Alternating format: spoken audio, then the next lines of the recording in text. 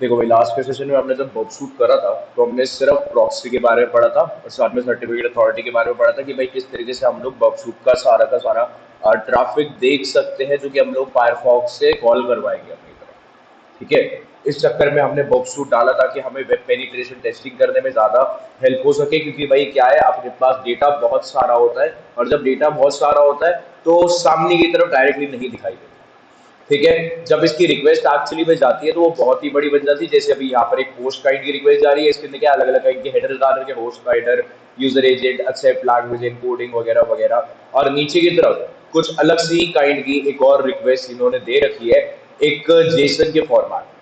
ठीक है। मतलब क्या, रिक्वेस्ट हमारी मल्टीपल हो सकती है। अब जैसे पहले तो यूट्यूब पे जा रही है, क्योंकि हो सकता है इन्होंने कहीं से कनेक्टिविटी दे रखी हो तो भाई वो यूट्यूब पे भी कॉल हो रहा हो।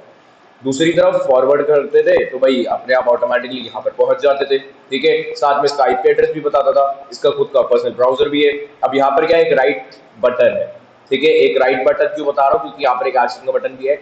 दोनों के दोनों सिमिलर है, दोनों की एक सेम यूजेज है। क्या यूजेज है भाई, इसके अंदर अलग अलग काइंड के टैब्स से तुम लोग जा सकते हो। जैसे कि इंट्रूडर में कह सकते हो, रिपीटर में, फिर आ जाए तुम्हारे पास सीक्वेंसर, फिर डिकोडर भी इधर ही है, फिर कंपेयरर भी इधर ही है। ठीक है। पहले तो ये वाला एरिया हो जाता है कि तुम लोग यहाँ पे सब कुछ सेंड कर सकते हो। नीचे वाला एरिया क्या है, जैसे हो गया चेंज रिक्वेस्ट मेथड। अभी तुम्हारी गेट की रिक्वेस्ट चल रही है इधर की तरफ, मैं इस गेट को पोस्ट में बदल सकता हूँ। ठीक है। फिर आया भाई चेंज बॉडी एनकोडिंग। अब भाई बॉडी जो हो सकता है वो हो सकता है भाई UTF-8 में चल रहा हो, मैं उसे प्लेन टेक्स्ट के फॉर्मेट में लेकर आ सकूँ। फिर हो गया भाई यूआरएल, मैं पूरा का पूरा यूआरएल कॉपी कर सकता हूँ, कर्ल की कमांड का इस्तेमाल कर सकता हूँ, कॉपी पेस्ट वगैरह वगैरह। यहाँ से इंटरसेप्शन के बारे में बता सकते हो कि भाई रिस्पॉन्स भी मेरे को यहीं पर ही देखना है, अलग अलग चीजों। अब भाई यहाँ पर जो सा मैं सबसे पहला काम बता रहा हूँ वो है स्कैनिंग का। ठीक है। जो सा तुम्हारा ये डैशबोर्ड है, यहाँ पर तुम पूरी पूरी स्कैनिंग देख सकते हो। देखो अभी यहाँ पे क्या लिखा है, एक passive crawl from the proxy और लाइव ऑडिट फ्रॉम प्रॉक्सी। अभी रनिंग में स्पेशली कुछ नहीं है, बट जब मैं इसे यहाँ से स्कैन पर डालूंगा तो यहाँ पर तुम्हें वर्डिंग दिखाएगा, तो ऑडिट सिलेक्टेड आइटम, जैसे कि भाई इस सिलेक्ट को मैं करूँ तो भाई ऑडिट कर सकते हो। जितने जितने पैरामीटर निकल के आएंगे फायरबेस के, ये जो पैरामीटर आते हैं तब आते हैं जब तुम एक्चुअली में क्रॉल कर चुके होते हो। ठीक है। तभी हमें पैरामीटर देता है। इसलिए क्या है, क्रॉल और ऑडिट दोनों साथ में दे रहे हैं इन लोगों ने वाले फीचर कि भाई क्रॉलिंग नहीं करवा रखा, कोई दिक्कत नहीं है, ऑडिटिंग मैं करा दूंगा। ऑडिट का मतलब है पैसिव स्कैनिंग भी मैं करवा देता हूं। ठीक है। चलो, अब इसके बाद तुम्हें क्या देना है, एक सिंपल सा ओके। और भाई लेटेस्ट वाले बक्सूट में तुम्हें 3-4 ऑप्शन देता है, light weight, fast, balanced, deep. अब जैसे कि तुम्हारा लाइट वेट वाला ऑप्शन हो जाता है तो ऑब्वियसली 15 मिनट के अंदर अंदर में भाई वो स्कैनिंग दे देता है मैक्सिमम अमाउंट। दूसरा आ जाता है हमारा फास्ट। फास्ट के अंदर में भाई स्कैन के अंदर में क्या कहते हैं, अग्रेशन थोड़ा कम होगा बट स्पीड बहुत ज्यादा होगा। लाइट वेट वाला थोड़ा अग्रेसिव रहेगा, लेकिन फास्ट वाला जो है वो अग्रेशन थोड़ा सा कम रखेगा, स्टिल तेजी से काम निपटाएगा। ठीक है। इसके अंदर बस ये रहता है, ये 1 घंटे तक चलता है तुम्हारा स्कैन। समझ गए। फिर आया तुम्हारा बैलेंस। बैलेंस जो है भाई स्कैन, वो अच्छा खासा टाइम लगाता है, अच्छा खासा एग्रेशन भी खिलाता है और बढ़िया से एकदम स्कैन करके देता है, बग्स वगैरह फाइंड आउट करके देता है। ठीक है। और लास्ट में है डीप। डीप वाला याद रखना यार, ये वाला बहुत ही तगड़ा क्रॉलिंग का फीचर लेकर आया है। इसकी क्रॉलिंग इतनी हैवी है कि अगर तुम नॉर्मली एक पैरामीटर को एक बार ही टेस्ट करते हो, ये एक पैरामीटर को 40 बार ही टेस्ट कर देता है। ठीक है। इतनी तगड़ी डीप वाली स्कैनिंग है, और डीप में ऑब्वियसली टाइम भी बहुत ज्यादा लगेगा जब इतना ज्यादा कॉम्प्लेक्सिटीज के साथ में ये वर्क करता है। और साथ में जब ये बग निकालेगा तो एक साथ हो सकता है कि एप्लीकेशन पे हजार हजार बग्स भी निकालते हैं। डीप वाला स्कैन लाइट वेट पे रखूंगा। ओके। चलो, अब यहाँ से आके थोड़ा सा ये लो, ये लग गया मेरा crawl and audit of Firebase google.com, और यहाँ से मेरा काम चालू हो जाता है। ठीक है। अभी तो कोई भी लोकेशन क्रॉल नहीं हो, बट धीमा धीमा करके चालू कर देता है। अब यहाँ पर क्या है, यहाँ पर आया इवेंट का लॉग कि भाई यहाँ पे मेरा काम चालू हो चुका है। ठीक है। जैसे मेरा काम चालू क्या हुआ, रिक्वेस्ट मेरी बड़ी, इधर से लॉग बनना चालू हो गया कि भाई लॉग के अंदर क्या हो सकता है, एरर की रिपोर्टिंग हो सकती है, कोई कम्युनिकेशन का एरर हो सकता है, कोई पर्टिकुलर एप्लीकेशन ना चला उसका एरर। और अगर बग निकला तो भाई बग ना तुम्हें यहाँ पर ये चीज डायरेक्टली दिखा देती कि जी ये आ गया हमारा बग, इशू फाउंड, जितने सारे इशू जिससे मिलेंगे सारे सारे यहाँ पे प्रेजेंटेबल हो गए। और साथ साथ में तुम इनके बारे में पढ़ भी सकते हो कि भाई एक्चुअली में ये इशू है क्या, डिटेल बैकग्राउंड इशू का, और क्या है रेमेडी इशू, ठीक कैसे करोगे। फिर आया रेफरेंसेस की तुम्हें पढ़ना है तो पढ़ोगे कैसे इस पर्टिकुलर इन्फॉर्मेशन डिस्क्लोजर के बारे में। ठीक है। साथ में इसने निकाला कैसे उसका रिक्वेस्ट और उसका रिस्पॉन्स। ठीक है भाई, ये सारी बातें तुम्हें यहाँ पर दिखाई दे जाती है। हालांकि यहाँ पर एक हाई का बटन भी है, अगर बग हाई है तो डायरेक्ट निकाल सकते हो, मीडियम, लो और जो भी। ठीक है। चलो यहाँ से हो गया हमारा डैशबोर्ड तक का काम। अभी वहां पे मैंने तुम्हें क्या दिखाया था, राइट क्लिक जैसी करा, स्कैनिंग का बटन। सिमिलर चीज तुम लोग यहाँ से न्यू स्कैन करके भी कर सकते हो अगर वहां से ना करना चाहो तो। और लाइव टास्क में क्या है, एकदम ही सारा सारा वर्किंग ऑन द गो चलता है, मतलब बफर बंद हो तो बंद पड़ जाएगा। एक तो पैसिव क्रॉलिंग भी यहाँ पर चलेगी और लाइव ऑडिटिंग भी चलेगी। अभी जो सा काम चल रहा है वो एक्टिव में चल रहा है, ठीक है। एक्टिव और पैसिव में क्या फर्क है मेजर, कि भाई एक्टिव जब चलेगा तो सब कुछ अग्रेसिवली होगा, डायरेक्टली बग्स फाइंड आउट करे जाएंगे। पैसिव जो स्कैन है वो ऑटोमेटिकली चालू हो जाता है, मतलब तुम्हें चालू करने की जरूरत नहीं पड़ती है। बट अगर चाहते हो थोड़ा और पावर के साथ चले पैसिव स्कैन तो अलग से पैसिव भी लगा सकते हो, ठीक है।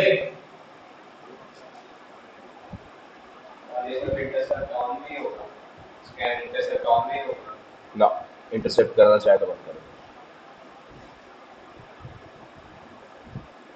वहां पर अभी भी चलेगा, ठीक है। निकाल रहा है बस। चलो अब ये आया हमारा एक बड़ा मेजर टास्क, इसे कहते हैं टारगेट का टास्क। टारगेट में सबसे इंपॉर्टेंट फीचर है क्योंकि भाई यहाँ पर तुम्हें पूरी की पूरी टेस्टिंग हो जाती है। अब देखो मैंने फायरबेस को बुलाया था, ये आगे मेरा इधर की तरफ फायरबेस, ठीक है। फायरबेस के जितने जितने पैरामीटर हो गए वो तुम्हें सारे के सारे यहाँ पर शो आउट होने लगे हैं। इन सब पे तुम्हें बैठ के टेस्टिंग करनी होती है, ठीक है। और टेस्टिंग का तो बात की बात है, अभी तो मैं बस बफसूट चलाते कैसे वो बता रहा हूँ। एक हो गया ये वाला एरिया, ठीक है। एक हो गया ये वाला एरिया, और एक हो गया ये इश्यूज वाला एरिया, यानी कि बग क्या है इस पर्टिकुलर के अंदर जितने कंटेंट्स आए हैं उसको नीचे समझाने वाला हिसाब किताब। और एक इधर है वर्डिंग, रिक्वेस्ट और रिस्पॉन्स। अब मैं एक काम करता हूं, तुम्हें यहाँ वाला पहले समझा दूं। रिक्वेस्ट रिस्पॉन्स, रिपीटर में क्या, रिक्वेस्ट रिस्पॉन्स, दोनों सेम है, ठीक है। दोनों सेम है, दोनों में कोई फर्क नहीं है, सेम ही चीज है। बस वो वाला कौन सा एरिया है, वो वाला बग सूट ने तुम्हारे लिए निकाल के दिया है रिक्वेस्ट रिस्पॉन्स, वहां पे बैठ के हम लोग खुद से टेस्टिंग करेंगे, ठीक है। अब भाई यहाँ पर क्या है तुम्हारे पास, एक तो आता है एरिया इश्यू डेफिनेशंस का, कि भाई कितने टाइप का बग है जो कि तुम फाइंड आउट कर सकते हो, जिनके बारे में तुम पढ़ सकते हो।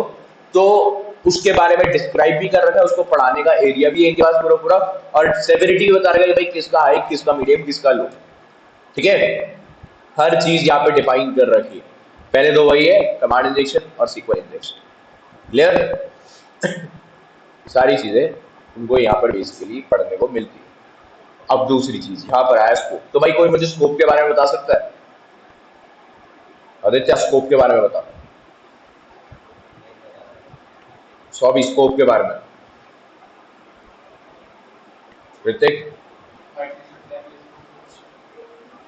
स्कोप का मतलब होता है टारगेट सेट कर लेना, ठीक है, कि मेरे को इंफॉर्मेशन याद करनी है तो आदित्य की ही करनी है, बाकी किसी की नहीं करनी है। स्कोप मेरे को यहाँ पे किस पे करना था टेस्टिंग, इन पे, तो मैं क्या करूंगा, ऐड टू स्कोप, समझ गए।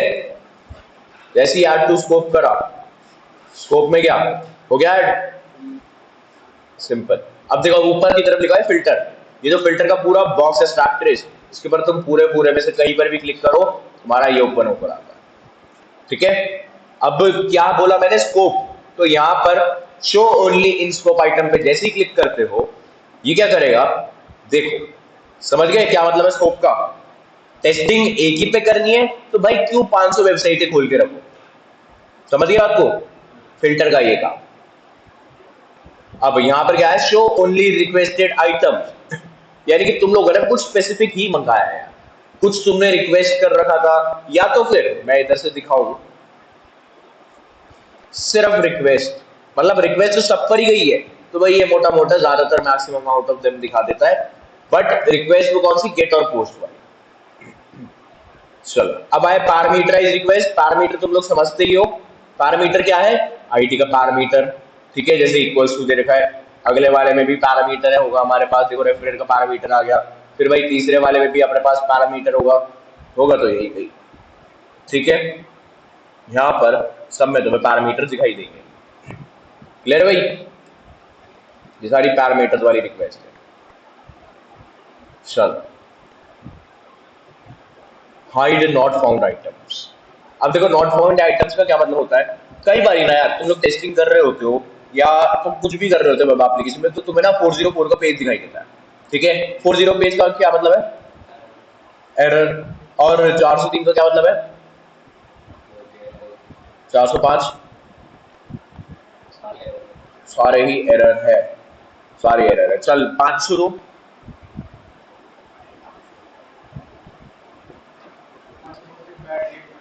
उधर देखो। 200 का मतलब सक्सेस, 300 का मतलब रीडायरेक्शन, 400 का मतलब एरर, 500 का मतलब आया सर्वर एरर। ठीक है, यहाँ पर ये सारा कुछ मेंशन कर रखा है। 400 वाला ऑब्वियसली हमको क्या जरूरत है 400 वाले देखने की, 400 वाले में कुछ है ही नहीं। तो हाई नॉट फाउंड ये मतलब होता है कि भाई तुमने ना कोई चीज सर्च करी, तुमने ना सी पैनल सर्च करा, सी पैनल मिला नहीं, तो इसका मतलब ये पक्की बात नहीं कि बैकग्राउंड पे सी पैनल है ही नहीं। क्या पता तुम लोगों को स्पेशली एक्सेस नहीं दिया जा रहा उस सी पैनल का। ठीक है, इस वजह से यहाँ पर हाई नॉट फाउंड आइटम्स लिख दिया जाता है। फिर आया दूसरा, फिल्टर बाय सर्च टर्म। अब ये जो फिल्टर बाय सर्च टर्म है ना, यहाँ पर क्या होता है कि भाई तुम लोग स्पेसिफिकली बोल सकते हो। जैसे कि मैं बोलता हूँ मेरे को आईडी का पैरामीटर चाहिए, मैं लिखा आईडी। अब यहाँ पर जितना जितना पैरामीटर में आईडी होगा वो सारे के सारे पैरामीटर तुम्हारे सामने प्रेजेंट हो जाएंगे। अगर आईडी का पैरामीटर नहीं है तो नहीं होगा ऊपर। अब जैसे मैं इधर लिखता हूँ सीएमडी, तो सीएमडी किसी में भी नहीं था। ठीक है, मैं लिखता हूँ इधर कैट, कैट कुछ कुछ में लिखा हुआ है। ठीक है, जिसमें भी लिखा हो, लेकिन लिखा हुआ है इनके अंदर कहीं ना कहीं ये वर्ड कैट। समझ गए, पूरी रिक्वेस्ट बहुत बड़ी है, तो इन रिक्वेस्ट में तुम्हें कुछ भी निकाला तो तुम आराम से निकाल सकते हो। फिर आया रेगुलर एक्सप्रेशन, केस सेंसिटिव यानी कि upper case lower case, negative search यानी कि एक स्पेसिफिक को सर्च कर रहे थे उसको छोड़ के सब कुछ सर्च करते। ठीक है, मतलब क्या कहना चाहते हो यहाँ पे कि भाई नेगेटिव सर्च, कि भाई मेरे को ना 500 आदित्य नाम वहां पर लिखे हुए थे। ठीक है, उन 500 में क्या था, थोड़ा बहुत वेरिएशन था। मैंने कहा कि भाई आदित्य में जिसमें ए कैपिटल है उन सबको छोड़ दियो नेगेटिव की हेल्प से, बाकी को शो कर दियो। फिल्टर बाय MIME, क्या चीज?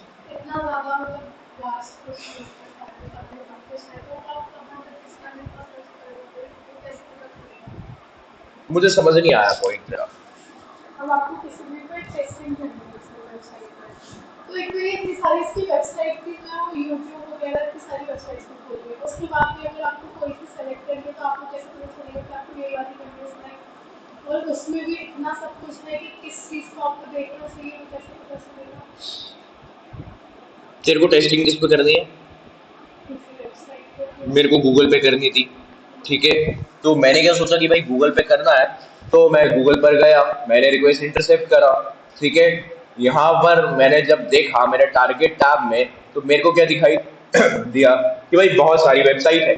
ठीक है, अब यहाँ पर तो चलो ये वाला पॉइंट आ गया, बट ये वाला काम ना मैं यहाँ से डायरेक्टली भी कर सकता हूँ। यहाँ से मैंने करा ये वाला काम, रिफ्रेश, उधर आके यहाँ पर होगा मेरा इंटरसेप्ट।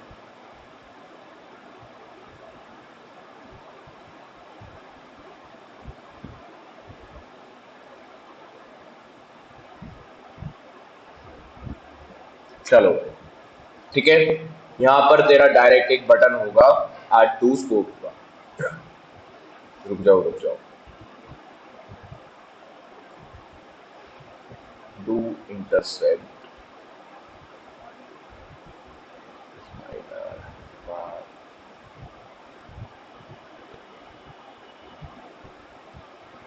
नहीं यार लेटेस्ट वाले में नहीं है, मैं तुम्हें पुराने वाला दिखाऊंगा उसके अंदर आता है। क्या चीज? क्या ना, अगर वहां पर तेरे को देखने का भी है तो भी नहीं, यहाँ पर भी नहीं आता, यहाँ पर इसी तरीके से आएगा। रुक जाओ, यहाँ पे बंद हो गया क्या? नहीं यहाँ पर नहीं आ रहा। अब अगर तुम्हें डालना है ना तो तुम एक ही वे से डाल सकते हो कि भाई यहाँ पर आके सीधा सीधा ऐड करा दो कंपनी का नाम। ठीक है, सीधा सीधा URL पेस्ट कर जाने का। हालांकि हमारा जो पुराना ब्राउजर है 2018 वाला, उसके अंदर डायरेक्टली ऐड टू स्कोप का बटन आता है, तो तुम डायरेक्टली स्कोप में डाल सकते हो सारी चीजें। ओके, और यहाँ से हो गया ये वाला काम। ठीक है, यहाँ पर आगे बस तुम्हें इन स्कोप कर देना है, तुम्हारा डायरेक्टली ओपन हो जाता है। यहाँ पर दो वेज बच जाते हैं, पहला तो यहाँ से कर दो या तो फिर डायरेक्ट यहाँ से कर दो, कोई भी एक ऑप्शन यहाँ पे रेडी पे रहता है। समझ गई?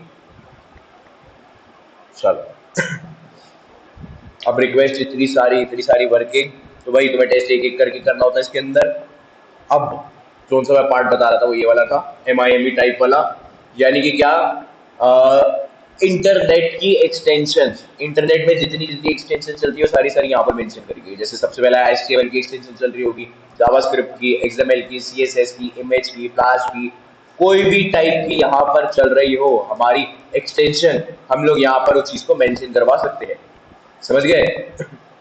अब यहाँ पर है filter by file extension, file का एक्सटेंशन अलग है, ठीक है। यहाँ पे दे रखा है ASP, ASPX, JSP, PHP, ये सारी सारी हमारी फाइल की एक्सटेंशन है, ठीक है। यहाँ पर आ गया फिल्टर बाय एनोटेशन, इसको मैं एक बार करके भी दिखा देता हूँ। जैसे कि मेरा ये आ गया था, तो मैं इधर से क्या करूंगा, समझ गए?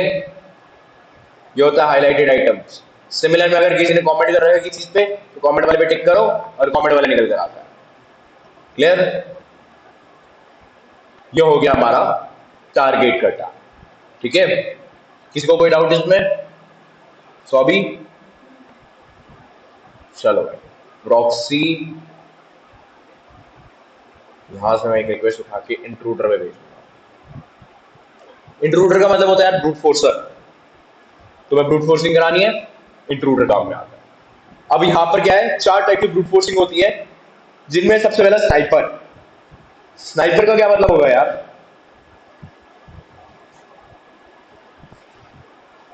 स्नाइपर का क्या मतलब होगा? किसी एक चीज को टारगेट करना। अब ब्रूट फोर्सिंग करें तो भाई मेरे को एक ही चीज पे करनी है। जैसे कि यहाँ पर जब भी आओ ना, तो ये सारे के सारे हाईलाइटेड रहते हैं। हाईलाइट से हटाने के लिए करो क्लियर ऑल, ठीक है। जब तुम्हें कोई हाईलाइट करना है, जैसे कि देखो रेफरेंस के बाद एक पैरामीटर है, तो मैं ना इसमें कुछ हाईलाइट करवाना चाहता हूं, तो मैंने क्या करा, एक ऐड के बटन पे क्लिक कर दिया, ठीक है। ये लो, यहां पर आगे क्या मेरा एक पूरा पूरा एरिया जहां पर मैं अपनी वैल्यूज को डाल सकता हूं। समझ गए? यहाँ पे मैं कुछ भी लिखूं तो अब ये मेरे टारगेट के टैब के अंदर आ चुका है। अब मैं क्या करूंगा, यहाँ पर बैठ के एक सिंपल सा काम की, मैं जाऊंगा अपने पेलोड पे। पेलोड में क्या करूंगा यार, यहाँ से एक आधा लोड कराऊंगा, और लोड कराने के मैं क्या डालूंगा यहाँ पे मैं डाल सकता हूँ तुम्हारा XSS का पेलोड डाल सकता हूँ, ठीक है। SQL वाला पेलोड डाल सकता हूँ, मेरा जो मन में आए मैं वो वाला पेलोड यहाँ पे पर्टिकुलर उठा के डाल दूंगा, जिसकी हेल्प से मैं यहाँ पे ब्रूट फोर्सिंग करवा सकता हूँ। अगर वहां से नहीं डालना, तो भाई ये रहे तुम्हारे पास बहुत सारे पहले से ही पड़े रहते हैं, जैसे एक ब्रूट फोर्सर ऑलरेडी है भी, ठीक है। ये क्या था, ये था स्नाइपर, सिर्फ एक ही पैरामीटर पे चलता है। दूसरा है भाई बैटरिंग राम।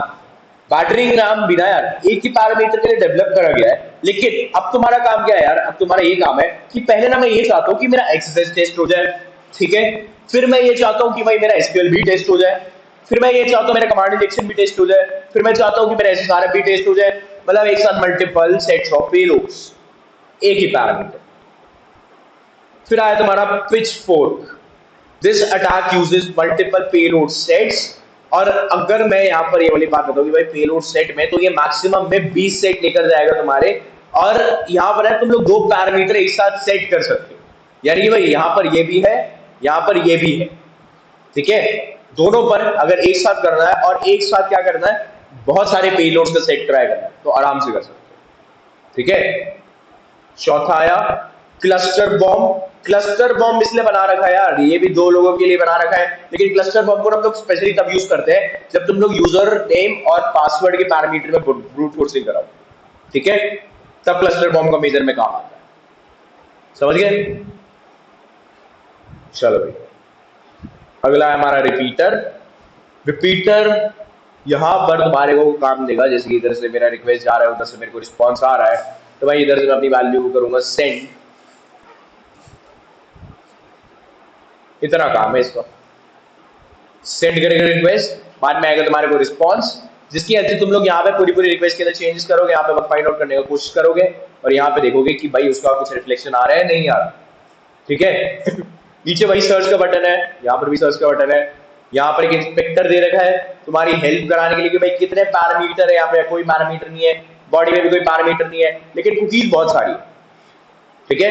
हेडर्स भी बहुत सारे, और रिस्पॉन्स के अलग से हेडर्स बहुत सारे, समझ गए?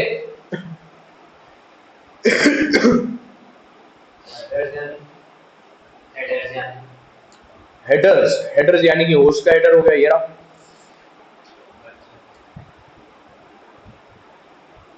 सीक्वेंसर, सीक्वेंसर के ऑप्शन की हम लोगों को अभी तो कोई खास जरूरत नहीं है, लेकिन जब मेरे को यहाँ पर कोई टोकन वगैरह बनाना होता है या तो फिर लाइव कैप्चरिंग करवा के यहाँ पर मेरे को ये चेक करना होता है कि भाई कोई स्पेसिफिक टोकन में डेवलप करवा लूं जिसकी हेल्प से मेरे को एक ऑलरेडी जो कंपनी दे रही है तो मैं टोकन उससे मिलता जुलता बनवा सकूं।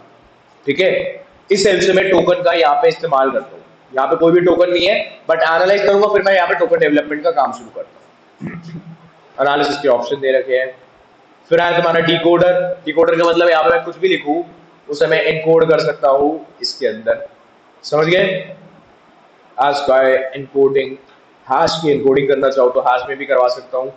ठीक है, फिर इसे जाके मैं अपना यूआरएल एनकोडिंग में भी डाल सकता हूँ, जिसमें करना चाहूँ कर सकता हूँ। फिर आया कंपेयर। कंपेयर का मतलब है दो रिक्वेस्ट को एक साथ कंपेयर करना। तो उस काम के लिए मुझे दो रिक्वेस्ट भेजनी। चलो ये गई मेरी दो रिक्वेस्ट। ठीक है, मेरे को कंपेयर करना था और ये हो गया मेरा कंपेयर। मॉडिफाई कितना हुआ, डिलीट कितना हुआ और नई चीजें ऐड कितनी हुई। ठीक है, ये नया चीज ऐड हुआ, बाकी सब कुछ एक तरीके से मॉडिफाई कर दिया गया। समझ गए, कंपेयर दो रिक्वेस्ट को एक साथ कंपेयर करना। फिर आया लॉगर। यहां पर हर चीज का लॉग बनेगा, जितना जितना काम तुम लोग अब तक कर चुके हो। तुम्हारा स्कैनर कर चुका है, तुम लोग मैनुअली कर चुके हो, कोई ऑटोमेशन का सॉफ्टवेयर था, जो जो कनेक्टेड है सबका यहाँ पर हिसाब किताब दिखाई देता है। ठीक है, चलो आया फिर एक्सटेंडर। एक्सटेंडर का ऑलरेडी बता चुका हूं, बट क्या है यहाँ पर बी ऐप स्टोर है जहां से तुम लोग नए नए टूल्स डाउनलोड कर सकते हो। प्रोजेक्ट ऑप्शंस, यहाँ पर भाई तुम्हारे लिए चीजें दे रखी है, जैसे कि भाई प्रॉक्सी के बारे में बता रखा है, HTTPS की कुछ डिटेल्स दे रखी है। तुम लोग अगर अपने हिसाब से कॉन्फ़िगरेशन करना जानते हो तो तुम प्रोजेक्ट ऑप्शन में जाके कॉन्फ़िगरेशन करते हो, अदरवाइज इसका जरूरत इतना रेगुलर नहीं पड़ता। फिर आया इधर से user option. User option user के लिए बना रखा है, जैसे इधर डिस्प्ले है तो मेरा थीम डार्क चल रहा है, फॉन्ट साइज 14 चल रहा है, ऐसे करके मल्टीपल फीचर्स है इधर। ठीक है, और लास्ट में आएगा लर्न, सीखो कैसे इसे। ठीक है, जिसको भी सीखना हो सीख सकता है, अदरवाइज टेस्टिंग तो हम करेंगे।